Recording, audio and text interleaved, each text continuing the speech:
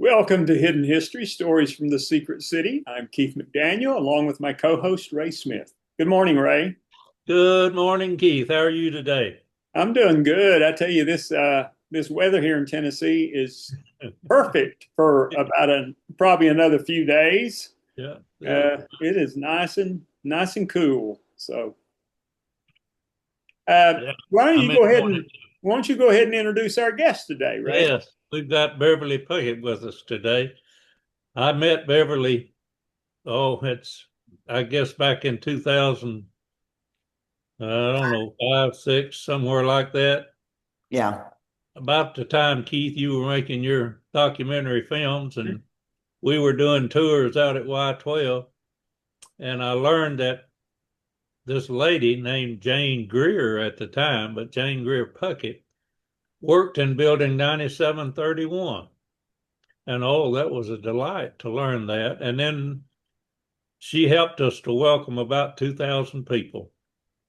And then into Y12, first time we'd ever done tours into Y12. And then we just continued to have interactions with her and got to know Beverly. Beverly's come up to Oak Ridge a number of times. And most recently, I saw her on a podcast, and it just made me think, oh, we could have her as a guest on ours too. So, Beverly, we're glad to have you with us today.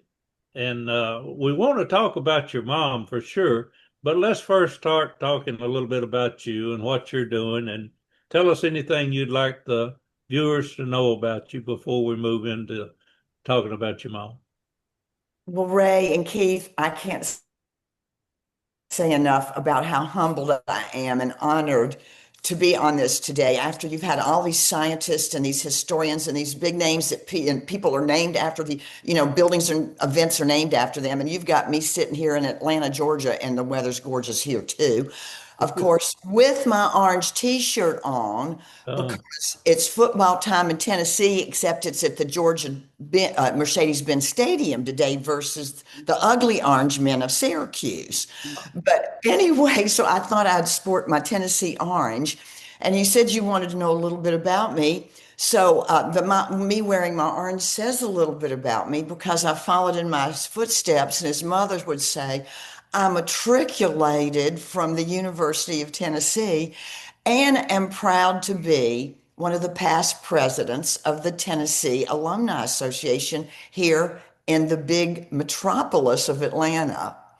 And I was on the board for 20 years. So the volunteer spirit that was instilled in me at a very early age by both of my parents, and we can go into that a little bit, it still reigns supreme even down in Georgia. So I wanted to throw that out this morning. And again, the weather is gorgeous here as well. But you said you wanted to know a little bit about me. When people ask me where I'm from, I always say I am from Tennessee. And my first statement after that is I was born in Oak Ridge and then I grew up in Tullahoma. And I always say born in Oak Ridge because needless to say, I'm proud of that. But I also say it kind of as a little bit of a query to find out if people actually know what Oak Ridge is and where it stands in history. And there's some people that go, oh yeah, okay, I think I've heard of it, whatever. But it's really interesting just to see people's reaction, because I know that Denise on her tours said, talking about the Girls of Atomic City, that people ask if Oak Ridge still exists, and yeah. this was just 12 years ago when the book launched. And I'm like, oh, people, wow, they don't know. So, so I kind of test people, and at my various jobs I've had working in IT coordination, project management, sports events. Right now, I'm working retail and managing a department at a major store in Lenox, so I get a lot of foot traffic that way, and I'm meeting a lot of people. And the networking there is doing great. Well, I've got some side projects I'm working on as well. So, and I always say I'm working at Bloomingdale's right now, still trying to figure out what I'm gonna be when I grow up. But I've got when IT projects kind of fell by the wayside for people with my skill set after COVID and with the advent of AI, I just started working in retail because I have to use my energy somewhere. So that's what I'm doing. But to go back regarding my life a little bit, just to make it very simple. Yeah, I was born in Oak Ridge. And then in 1952, and I'm saying my age right now, I had just turned 2 with my 4-month-old brother and parents in tow, of course. We moved to Tullahoma. Daddy was recruited to go work there in the space program there and worked on the similar to what he did in Oak Ridge, doing the big electrical work on wind tunnels that dot that landscape at the Arnold Engineering Development Center in Oak Ridge. And so we moved there in 1952, and I grew up in Tullahoma. Daddy designed and built a house that we moved into in 1955. And we were in that home until 2011 when mother had to be, had to go in for her Alzheimer's dementia treatment. So we had a long, long, long history in Tullahoma after our after mother and dad met and worked in Oak Ridge. Okay, that's good. Thank you for giving us that background and sort of setting the stage for how you come to know about Oak Ridge. And you're doing a good job. You're right. There are still a lot of people out there who either only think of Oak Ridge as associated with the atomic bomb, or do they even know whether Oak Ridge still exists or not? As you say, Denise found that to be the case, and I'm sure you have too. So when you find that, it gives you an opportunity to share with them, if they're interested, a little of the history about Oak Ridge. Yes, and and I proudly tell them that both of my parents, well, and a lot of times they ask me, did my father work Yeah. on the Manhattan Project? And I go, yes and no, because my mother did too. And they're surprised to find out that my mother did. So Yeah. people don't think about the 40s and women working. And then when I tell them what she did, they kind of go, what?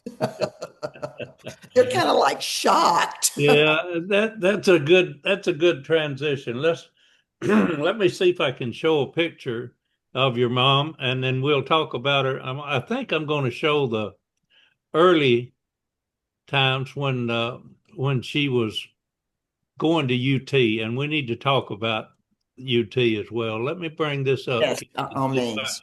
Share my screen and go here, and I don't need any of that. I just need this, I believe. And then we'll do play from the start. Yeah, it's the second one down, I think, is the one you Yeah. want. Keith, are we seeing the screen all right? Yes. Yes. Now that one's the one that I think we'll start with, right? That's correct. Yeah. That is my mother's senior picture at UT when she was the ripe old age of 20. Tell us about her going to UT. Okay, D. Ray, I certainly will. My mother had, from what I remember, I skipped basically 2 grades when she was growing up as a child in Paris, Tennessee, but stayed back a year due to her mother's ill health. She followed her sister to a small girls' school in LA, Laura, Alabama, called Judson College, and completed all of her core courses there, and played field hockey and was played tennis and was really active. And her sister had gone to UT. Mother followed her there, but totally with a different mindset of what she wanted to do than her elder sister of 18 months. Mother was standing in line in the summer of 1942 to register in the School of Engineering when she was pulled out of the line by a tall gentleman that said, "I'm sorry." And according to Mother, he used these words: "You cannot matriculate in the School of Engineering due to your gender." Well, Mother was precocious as a child, and she kept that through her entire life. And she didn't, she says, "Well, what can you offer me where I can use my mathematical skills and my really wanting to be an engineer and help grow this country?" So he asked her some more questions, and he decided he was going to recommend her for the School of Governmental Economics in the School of Business. And so that's what she ended up majoring in. But he said, "And you can take whatever electives you want." So, not to be undone, my mother took several courses of physics, analytical calculus, differential equations, and all the other courses in the liberal arts offered her that would kind of back up the numbers and the statistics that she was working with in the School of Business. Now, if we flash forward to until she graduated in August of 43. But to flash forward to 1988, she got a phone call from the School of Business 45 years later to let her know that she was being honored as the first person ever to graduate from the University of Tennessee in statistics. So, the School of Governmental Economics ended up becoming the very well-known School of Statistics. And it's funny because I have worked with guys and women that have left, they've gone to the University of Florida, let's say, to get their undergraduate degree, but to get a master's in statistics, they've come to the University of Tennessee. So that proves how good that department is. And of course, how statistics is blended with the national recognition that UT's gotten in logistics and whatnot right now, this day. So she was the first person to ever graduate in statistics.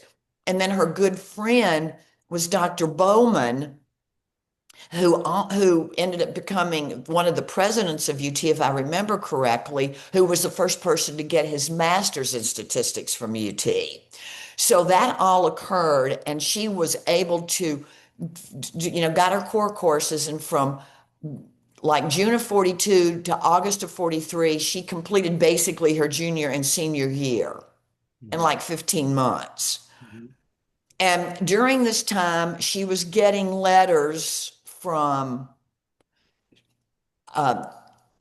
GE and Boston College and a lot of the major institutions in the Northeast for her to go to school there or to work there. But her mother had died her freshman year at Judson, and her father was, a widower in Paris, Tennessee, so she didn't want really to leave the state.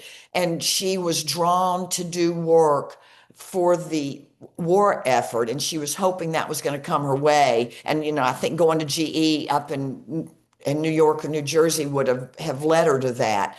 But one day, I think it was the same man that pulled her out of the line, said, "Jane, we've got an interview for you, and I've told them that you're going to be perfect for this job." So she went to she said, a second or third floor office off of Gay Street, kind of behind the old Miller's department store in Knoxville, to interview with these men that said they were from Tennessee Eastman. And I don't know who else was in the room, but I know that there were several people with whom she interviewed, and they already had her, transcript, knowing how smart she was, because she graduated with honors, and at one point she even told me because so many people were going to the war, she became acting president of her graduating class in August of 1943, because she's only been there a year, but she was already acting president of her class when they graduated. So she was that dynamic, y'all. But So yeah, so she got the job. And so she graduated in August and went home and was with her father and some friends, back in Paris and communicating with cousins about what her future was going to be, etc. And then went back to Oak Ridge, following the instructions, and landing in Knoxville to get through the paperwork, and then taking the bus into Oak Ridge in October of 1943. So All right. So she that's got where to Oak Ridge. the story begins. Okay. Now, tell us what she did in Oak Ridge. Well, first of all, she stepped off a bus. And her friend that she had known at UT that had already previously graduated in June, who was also doing some mathematical type work, but I don't think to the degree Mama was doing it. She was in a different department, came to pick up Mother with the understanding that they might be roommates. And this woman was dating this guy that had a car. And Mama was waving at this woman whose name is Doris, I believe, and didn't pay any attention to where she stepped and stepped into 12 inches of mud. Now, Mother's name is Jane, of course, and she was very athletic and just hard driving. And Calamity kind of followed her a little bit just because she was just, well, she just was nonstop and she lost her shoe. So the chauffeur, tall, good-looking gent from Kentucky, came to rescue Mother from the mire of the 12 inches of mud, but never could retrieve her shoe. So Mother, with her suitcases in tow, hobbles up the stairs with this gentleman carrying one of her suitcases to the administration building where she was to check in. Without her shoe. Without a shoe, never to have been found. So, and I'm sure you probably know pretty much like the spot, maybe where those buses came up. Yeah. But D. Ray, quick question. When they were coming from Knoxville, what gate would they go through? They didn't go through Elsa Gate, did they? The buses, if they had come from Knoxville, because they would have come down what would be Middlebrook Pike, right? Yeah, they probably would have come in the Solway Gate. Solway Gate, that's right. Okay. I couldn't remember. I never really asked, but if I did ask, I'd forgotten. So they came in the Solway Gate. And Yeah. then I don't know, I don't know how far a drive it was from the car, from when the bus came into the guest house. But I just remember Mama saying that there were so many people coming in at the time that she had to wait to get a room assignment. Well, by that time Doris had already been assigned a roommate in the dorms, and so mom had another roommate, and I never knew who the roommate was, but I think roommates changed a lot back then too, depending on who you felt more comfortable with and what your backgrounds were. And then I do know that Mom ended up later on being able to move into one of maybe the A houses, that were the duplex that were stuck together. Is that right, D. Ray? I don't know. It could have been. There were a lot of duplexes. You're right. Yeah, well, they had the two flats on one side and then two-story houses in the middle or something. Right. Right. And I think they were A's, but because I had an aunt that lived in one of those. So and so she ended up maybe moving around some and having roommates. But all I can remember, excuse me, all I can remember her saying is that she was immediately put into a class and was taught uh, numbers, just saw a lot of figures and a lot of drawings and a lot of parabolic curves and whatnot. But of course, she went and got all of her badge work and all that. And if I remember correctly, her badge number was 2449.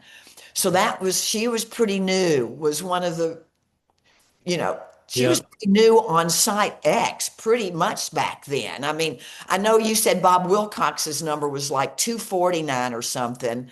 So Mother's was 2200 later about, but still it's remarkable that her number was that low, and Daddy's was 1885. Now tell us how she met him. Well, Daddy was the one that retrieved her shoe from the mud. Oh, okay.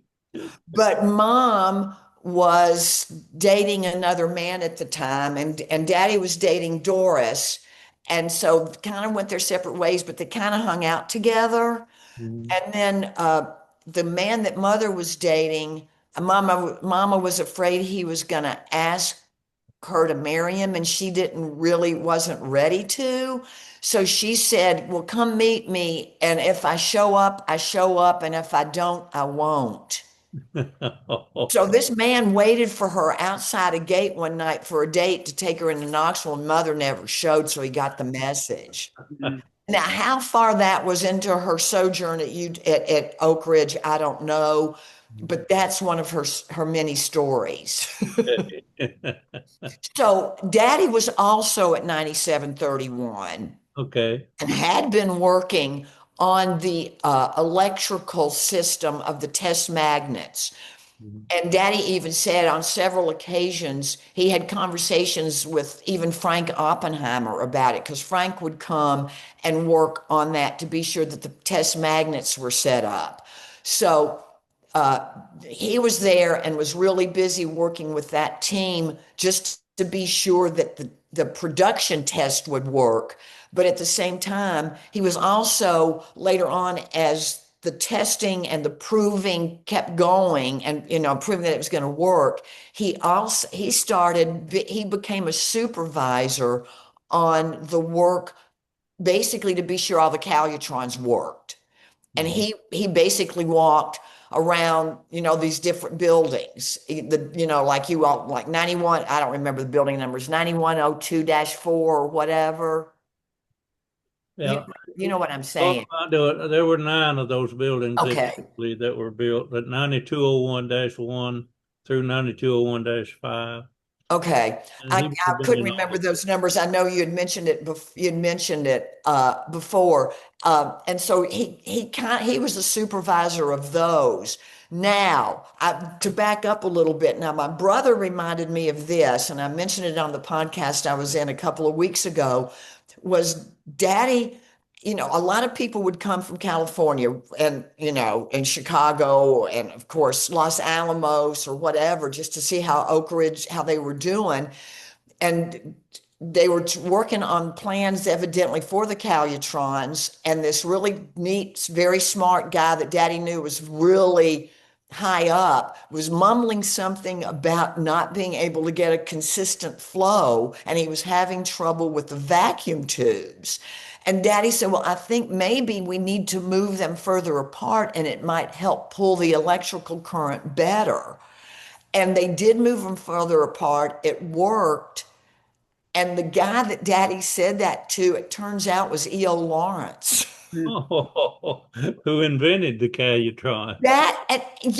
And, as I said in the podcast a couple of weeks ago, here he was, a Nobel Prize winning physicist, and my father had an associate's degree from a radio electronics school in LA. But so Daddy, that pretty much tells that Daddy was pretty smart. And I don't think Daddy would have made that up. I'm sure it was true, just because Daddy got there in April of 43, and he got pulled he went back to Kentucky, and he got pulled from Lexington, having worked with soldiers and whatnot and teaching them radio electronics. And somehow the government liked what he was doing. It trickled up, and they said, you need this guy named Jim Puckett. And so that's how he came to Oak Ridge. And Okay. uh, and and as I had said earlier, he was kind of like the big man on campus because he had a car. And so people like Yeah, that. I'm sure. Let's Yeah. let's see what other picture I have here. Let's see this one right here. Yes. Is it their wedding picture? Yes. And that didn't occur till January of 1947. Okay. Mama said they really didn't start seeing each other till after the bomb dropped Uh-huh. because everybody was just so busy. And Mama, and I know D. Ray, you'd heard Mother say this a lot when she spoke at 9731. It was not uncommon for them to have 72-hour work weeks. Yeah. And so the social life, and especially with Mom's position, was really demanding. And then uh, she was really busy starting organizations in Oak Ridge too, and babysitting and making money for those organizations. But she always remembers hearing them say, Jim Puckett, you're needed here. Jim Puckett, you're needed there, depending on what building Mother was in, monitoring the Yeah. the numbers coming in from the Calutrons on that team. Daddy might be there in the building and they would call him to go fix one of the widgets or gadgets or something. Okay. And then he would walk by and say something funny, and all the girls would just laugh and, tee hee hee, because my father was really funny. And so they started dating. But I think really what was, besides him being with Carr and tall and good looking and witty and smart, was he and his roommate, who was also from Kentucky, they got a boat. Oh, And okay. they had a 28-foot Woody on Lake Norris, D. Ray. And Daddy named it the Scheherazade. Oh my So goodness. they had a lot of fun Saturdays and Sundays on Lake Norris. Back, start in when things calmed down a little bit, even though they were still producing and all that, starting in like 1946. And so we're skipping over Mom's work, but I do want to tell you this. Mother, they stopped to get fuel one day and, to pick up some Coke and ice or whatever at one of the docks on Lake Norris. And Mother comes back to the boat and was just in stitches. And everybody goes, Jane, what are you laughing about? And Mother said, one guy walked up to me and he said, you're a nice, pretty young lady. He said, I see you in that mud wrestling contest the other night. Well, some guy at Lake Norris had gone to a ladies' mud wrestling contest and thought it had been Mother. And Mom didn't even know what he was talking about. So that just shows that how different life was in that area. Mama, here she was a statistician, one of the lead statisticians on the production formula, and she was asked if she was a mud wrestler when she got outside the gate. So I just think, that shows what was going on in the wide community in East Tennessee at the time. And Exactly. Well, welcome to East Tennessee. oh, honey, I'm proud of it. One leg is shorter than the other. So anyway, I think that's quite humorous too, about one of the many stories. So let Yes, me it ask, is. I'm sorry, let me ask, let's get back to your mother's work. Sure. Yeah, tell us exactly what she did during My the Manhattan Project. My understanding, and D. Ray can back me up on this, is this. When she first got there, uh, she had a high clearance. And matter of fact, we have marked top secret on the note she took, showing the parabolic curves and the separation process and the fission and all that. We have that in a file. So she was given all of that information. And first of all, it's my understanding in 9731, she joined the team that was already in place, or helped build the team that started out with a small number of women that were taking the results, evidently from the test magnets, right, D. Ray, to be sure, how pure that fissionable product could be. Mhm. And so that's what she did initially. And then when they figured out that the production formula worked, and Dewey, again, correct me if I'm wrong, that's when the teams grew that she oversaw, that fed the numbers from the calutrons, and Mother would take those numbers and statistically fit them into a sample of the product that they had were were refining at that particular moment. And then that would be on a long piece of paper, and then she would hand it over to guards that would take it elsewhere. This group of women went from like 20 up to over 100 as the production mounted and grew, and especially those numbers of buildings grew, right, D. Ray? Yeah, that's correct. She started out in 9731, but as the Calyatron buildings were completed and other Calyatrons came online, they had to hire other statisticians as well, other people.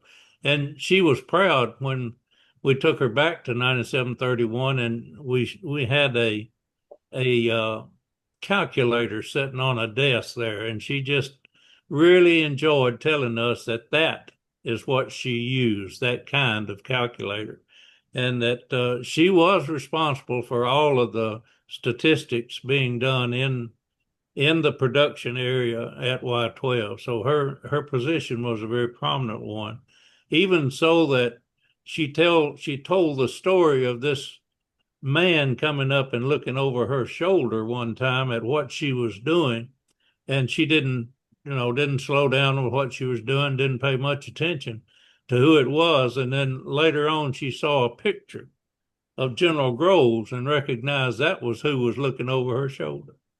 Right. And she said friends even told her too, that it was Oppenheimer at one point as well. And that's what Mom said. But because I that's what the story is. But the General Groves story is even more interesting. Is she even babysat General Groves' kids? Oh, is that right? Well, and so I wouldn't doubt it. If Daddy said E.O. Lawrence was there, I'm sure Oppenheimer's there. And Mama said that she knows that it was Oppenheimer at one point that stood over her shoulder because he would come to watch, with E.O. Lawrence and whatnot. But that the reason she babysat Grove's kids, and I had alluded to this earlier about her starting an organization, she worked with all of the women that were university grads to start it was an association of university women in Oak Ridge, and to earn to build basically a scholarship foundation. Okay, and they raised money to offer scholarships to girls from Appalachia that wanted to go to college that would not have had the chance otherwise. Mother was always very sensitive to others' positions in life and needs. And so she got to know the Calyatron girls and heard their stories of their life growing up in the 20s and the 30s that was so different from my mother's pretty much privileged life in Paris, Tennessee. And Mother was struck by that. And so they raised money. And by doing that, they had bake sales and whatnot. But a lot of their money came from babysitting the kids of a lot of the scientists and a lot of the heavy, the high ranking administrative personnel. So the person that would have been there, living there with children, was Colonel Nichols. Right. He retired as Major General Nichols. Right. He had 2 children, and that would have been an opportunity, I'm sure, for those. Well, maybe it was Nichols' kids, but I was thinking she told me Grove's kids too. I don't think Grove's kids would have ever been there. Oh, you don't? Okay, my mistake then. My mistake. But Nichols lived there, so Nichols. his family was there. But Groves just came in and out, and I don't think he ever brought his family there. Oh, you don't think everybody said, my bad. I've been telling the wrong story then. It was Nichols' Just changed the name to Nichols, and I think. Well, yeah, okay. My bad then. All right. Now let's talk. Go ahead. But she did. She was aware that it was General Groves and did have somewhat of an interaction along with Dad. Right. Go ahead. Let's go to the time when she came to Y12. Well, you want to talk about this one? Oh, okay. Well, this is a picture of me donating the book signed by Denise to Dr. DiPietro when he was president of the University of Tennessee. All right, good deal. And talk about this a bit. This is a picture of Mother and Dr. Ergin's wife and to Mother's left, and Rosemary Wagner to Dr. Viola and that's Rosemary Wagner, whose father was the superintendent of schools. Viola Ergin's husband was Mother's boss after the war on water as a nuclear shield, and that's Dr. Wilcox, right? Bill Wilcox, Bill, yeah. Bill Wilcox, and that's Bill Wilcox's wife. Right, Jeannie, yeah. Jamie, Right. okay. And this was after the ceremony of this was in 2009 on the Okay. 60th anniversary of the opening of Elza Gate. Ah, yes, okay. That's when that was taken. Mother was 80. Keith, that one's when you produced Open Sesame, right? Yep. Oh, okay. Was. Sure was. All right, now let's see. And there you're wearing her dress. That's me wearing her dress, holding a book after speaking to a book club in Atlanta about the girls of Atomic City. And D. Ray, when I went to the initial book signing at AMC for Denise, I was able to get a lot of the women's signatures. But by that time, Mother was incapacitated due to her dementia after her surgery in 2014. No, 2011, excuse me. And so my brother and I made a stamp. So I still stamp Mom's autograph in books to this day with her signature, Jane Greer Puckett, on it. Is that right? Yes, I do. And I'm getting ready to donate a book on September the 19th to the statistics department at UT. Oh, good, good. So, yeah, the engineering department has one, the liberal arts department has one, and last but not least, the college from which she matriculated is finally getting one. Yeah. All right, now let's do this. Let me change and share another screen. Wait just a minute. Let me see if I can bring it up. And thanks for bringing those pictures up, D. Oh, Ray. you bet. Glad to do it. PowerPoint, desktop. No, it's not there. I don't know. Wait just a minute. Give me just a second. And get this one. Oh, there it is. Now let me try and see if it'll share. Yeah, there it is. Now. Oh, okay. Yeah, we know these pictures. This was great. I don't know if I can. Yeah, I can. I can move it. Yeah. This is when she came to Y12, and she, along with Martin Skinner, and there's Jennifer Dixon, and she spoke for every tour that came through Building 9731. She was there and just had a tremendous impact on helping people to understand what they were looking at and what was going on back then. She did a wonderful job for us when she came and helped us do those tours. D. Ray, it was remarkable. From 8:30 in the morning to 5:30 in the afternoon with one break. She spoke, and I think it was 42 bus loads totaling over 2,000 people that she spoke to. And I stood there and with people listening to her talk, and tears were rolling down their eyes. I'm like, wow, she was really making an impact, It was authentic for them to actually talk to someone who knew exactly what was being done there and could talk with such authenticity about it. It was an exciting time for us. It was during Keith, it was one of the Secret City festivals. Mm-hmm. Yeah.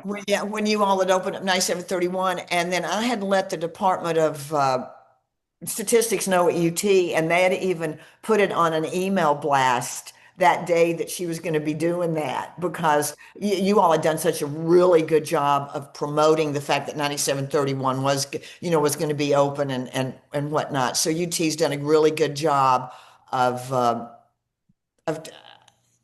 using her as an historical example of the impact Tennessee has had on the area and the world. Right. One of the pictures you showed of her in the purple jacket, earlier was in the UT Alumni Magazine in winter of 2011. It was called Homefront Confidential, and I always joked I never knew my mother was going to be a centerfold, but she was in the Tennessee Alumnus Magazine, and they wrote a great article on her for her work at Oak Ridge, Mhm. and I just love to show that article. Yeah, I have a copy of that. I know exactly what you're talking about. She was really proud to be there and to have that recognition. But in that article is funny because in the article that article, and you're not showing it, and I didn't send you that picture, but there's also a picture of mother with a little guy by the name of Peyton Manning. Yeah. Yeah. So I remember that. We yeah, should that have was put good. that picture in here. It was at the luncheon banquet where he had received the AAU Sullivan Award I see. as amateur sports person of the year. And that's another part of our family life, Yeah. which leads to Oak Ridge and Oak Ridge swimming pool and all that. So, You're right. After she left Oak Ridge, married, and then the rest of her career was just as outstanding in other ways in working with sports. well, Ray, I've Really joked. I didn't know. I want to tell you this about her and my dad's impact on Tullahoma. This is unbelievable. We moved to Tullahoma in August of 1952. By June the 30th of 1953, she was already president of the Junior Women's Club. Hmm. She was president of almost every organization in my hometown except for the business and professional women and the Catholic women and the Methodist women, and that's only because we're Presbyterian. I mean, she was president Yeah. of community concerts, chairman of the March of Dimes, chair of the girls' daycare camp for Brownies and Girl Scouts, a den mother, secretary of the Tennessee Alumni Association. She and Daddy ran three of the largest swimming meets ever in the state of Tennessee. I mean, it was no one could keep up with her. She was her. I mean, Right. at her funeral, everybody said she was a force of nature. Mm. Lisa said was a force of nature, and Mhm. and I can only be humbled by that. Yeah, she was an amazing woman, that's for sure. Well, this is a good story. Thank you for sharing that with us. I think it'll help people to better appreciate your mom and Well, what I she hope did. I gave them a good idea of life at Oak Ridge. Yeah. And I'm sorry I got Groves and Nichols mixed up, Oh, but that's all right. Don't worry about she did do that and laid a path for a lot of young women in Appalachia as well, which she and Virginia Coleman, who's also featured in the book, The Girls of Atomic City, and Martha Lou. There's so many of her friends that I grew up knowing because of the many times we would go back to Oak Ridge, not only for swim meets, but for mom and dad to have their Oak Ridge reunions, which was so meaningful to me as a kid as well. it. Yeah. All All right. right. Well, thank you so much. We appreciate it. Hey, y'all, it was great. I hope I'm so humbled and honored about this. And I'm going to be following Hidden History in the future. Well, All good. right. Very good.